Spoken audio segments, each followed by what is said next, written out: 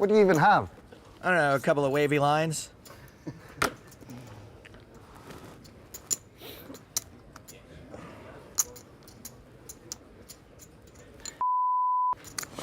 I'm so bad at poker. It's unbelievable. And that, like, why would I go on? Like, people suspect I'm bad, but why would I go on TV and prove it to people? Well, that's Sam Grafton being verbose. He is known as one of the more talkative players at the table, and it's always entertaining.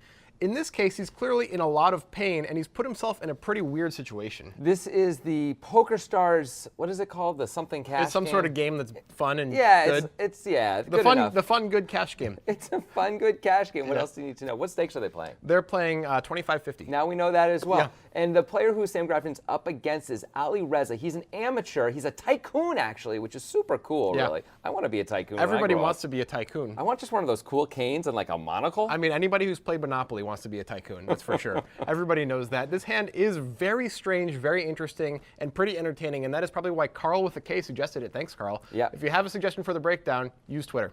Yeah, tweet it at us. Include a YouTube link, by the way, and a timestamp. We'd really appreciate that. Now, before we get going, we have to make sure we acknowledge Nitrogen Sports Poker. Those are the guys who make this video possible. They are awesome. They're a poker room. They're also a sports book and a casino.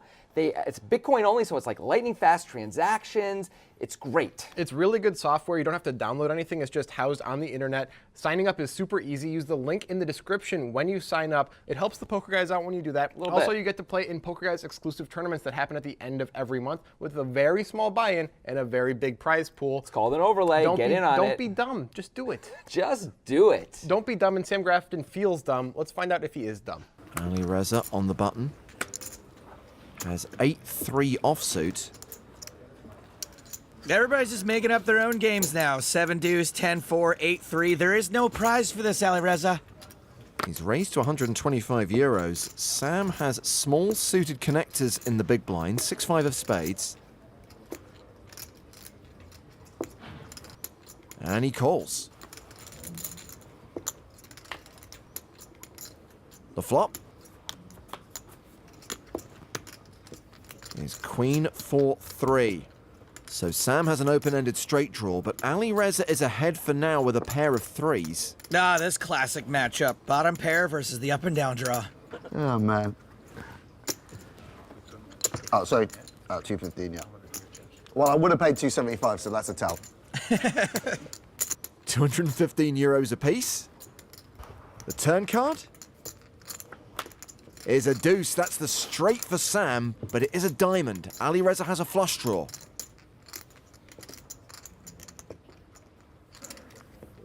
He bets again, 315 euros.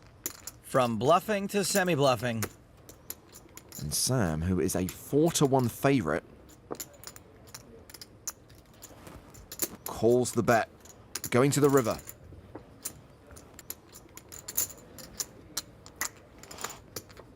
The Queen of Spades pairing the board.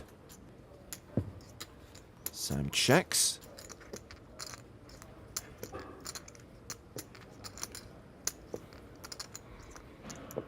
Ali Reza did not get there. Just a pair of threes. He bets 205.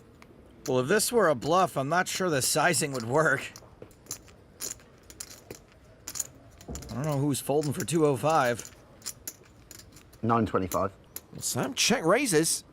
Raising a straight on a paired flushy board?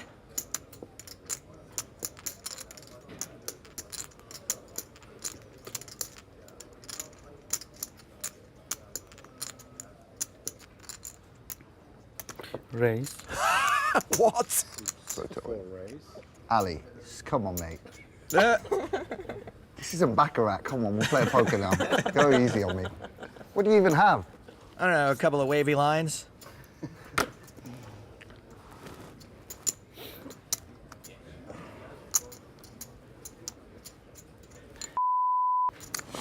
I'm so bad at poker. It's unbelievable. And that, like, why would I go on? Like, people suspect I'm bad, but why would I go on TV and prove it to people?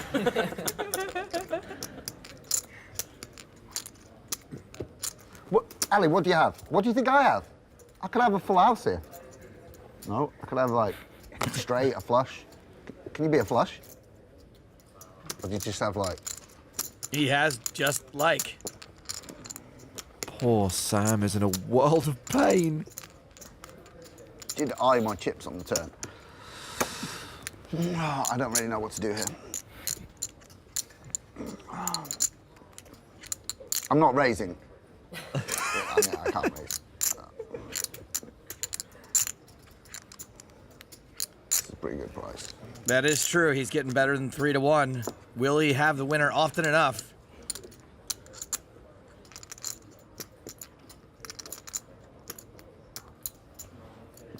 Sam folds the best hand.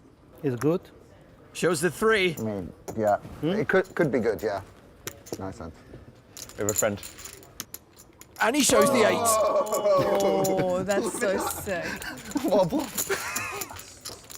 Sam Grafton is broken. Now this is a classic conundrum for Sam Grafton. Sam Grafton is a professional poker player. Ali Reza is an amateur businessman, a tycoon they call him in fact, which is the best kind of businessman to have at the table, I think. I want as many tycoons at the table as I can get. Clearly, look at how Ali Reza is playing.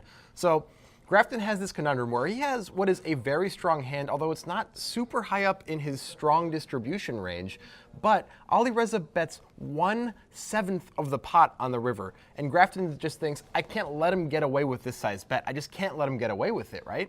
I mean, almost always when the amateur bets this small, they really don't have it. And he really doesn't. And he really doesn't. Now, there's a problem with that, right? Because and then you think as Sam Grafton, well, I have to raise to get full value for my hand, because come on, and it's pretty face up that he doesn't have it. But of course, one of the problems is when they bet that small, they usually fold when we raise. And the other problem is once in a while they don't fold and they don't call, and then we're in, the toilet going like this. We're in the toilet. I hate being going down with the poo.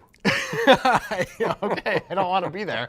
All right, no one wants to be there. Grafton is against a traditional player who's not an amateur. He might be targeting trip queens only to get called by. Yeah. But against Ali Reza, he might think Ali Reza entitlement tilts and calls with a lot of his bigger pocket pairs, even like 9s plus.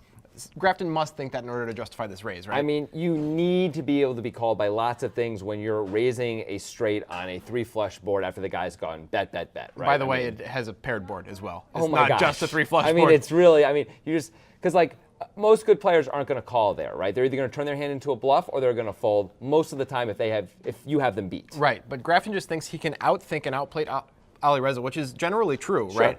But in this spot, I'm not sure if Ali Reza outthinks or outplays Grafton, but just decides this is a contest of manliness, and right. I'm going to put in another bet. You can't call me. I don't care what you have.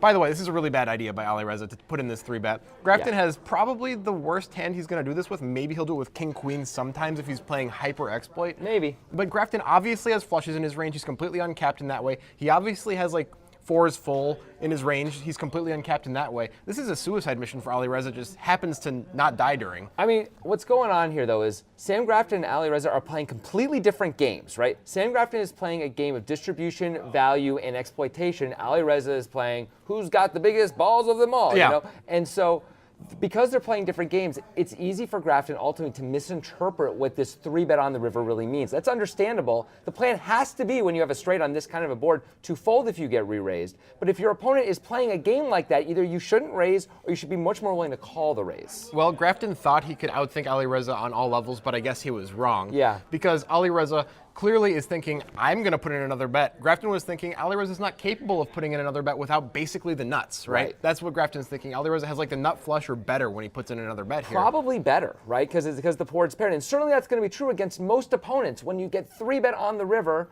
after you've check raised especially, they're almost always going to have it, right? But Ali Reza just doesn't have to have it, clearly. Clearly he doesn't, and ultimately this comes back to the question that Sam Grafton's asking himself when Ali Reza bets 1/7 of the pot. Can I let this guy get away with this? Right. And it sucks so much to let them get away with it, but sometimes I guess you just have to let them get away with it, or this can happen where you fold a value hand, a strong value hand, that is the best hand. I mean, it's actually a really powerful thing to bet so small on the river when you're Ali Reza, right? Because you leverage Sam Grafton so strongly where basically if he raises, you can, now, Ali Reza decides to re-raise, but you can decide to fold and not cost yourself any extra money when you're beat, which is pretty sweet, because he has a Bad hand. By the way, what is Ali Reza doing betting so little with like just a pair of threes on the turn and on the river? I mean, what is going on? It's just really bad. We don't need to talk about that. I just wanted to point it Grafton's out. decisions are a lot more interesting. Ultimately, Grafton makes the wrong decision here. I can't fault him for how he played the hand. I might have played it the very same way. Absolutely. I really think I might have. Now, I can fault Sam Grafton for another thing. Little side rant here. Grafton's bought in for only 5k euros, which is the minimum buy-in. This is a game with a loose cannon element in it, in which PokerStars stakes a player 12,500 euros, an amateur player who really isn't going to be in the league of Sam Grafton, who's at the table. Grafton should at least have that guy covered. Then he's got Ali Reza on his right. He's got to have Ali Reza covered, right? I mean, both of those things are true. The loose cannon rules also demand that the loose cannon, the person who's staked the 12,500 euro, is going to have to gamble it up if they're not winning significantly as the show progresses. That's another reason for Sam Grafton to always have that person covered so you can capture max value. I'm sort of shocked that he doesn't have that. Like, so what's up with that? I don't know. Him and Selena Lee, who are both pros at the table, both bought in for only 5,000 euros in this situation. I truly don't understand it. If either of you are watching this, and I mean this genuinely, please let us know why. Yeah. Is there an actual reason for this? Because I can't fathom it. Did you lose a bet? Yeah, what's going on? Did you misread the chips or something? Like you thought you had more than you did? Did you go south? Like what happened? We gotta know. We gotta know. So ultimately, Sam Grafton decides to fold after check raising the river. What do you think about that? Do you like that line? Do you think that's ultimately going to get Grafton the most money over time, even if it didn't work this time against this player? Or do you think there's a better way to play this straight that he has on the turn and on the river? Let us know in the comments. You heard what we think, but we want to hear what you think. Yeah, we would love to hear that. Now, we've seen a similar spot to this, not exactly the same, but it was a tournament setting, but we had Dominic Nitschke, a very good player, up against an amateur in a spot where he got raised on the river, having to make a very difficult decision. If you want to check that out, click right up here. Yep, it was the Premier League, yeah, actually. I believe it was. Pretty darn sweet. If you want to hear how we came to all these decisions and thoughts and all of that, you got to check out our podcast, The Breakdown, presented by the Poker Guys. We spent 45 minutes talking about this one hand, getting into all the details, all the stuff that Sam Grafton has to think about and consider. We even talked a little bit about Ali Reza's decisions, even though, you know. Who knows? Who knows what that guy's thinking? Yeah, I mean, you know, he's a tycoon. He's not a poker player. He's tycooning all over the place. And if you like this video, make sure you subscribe to this YouTube channel.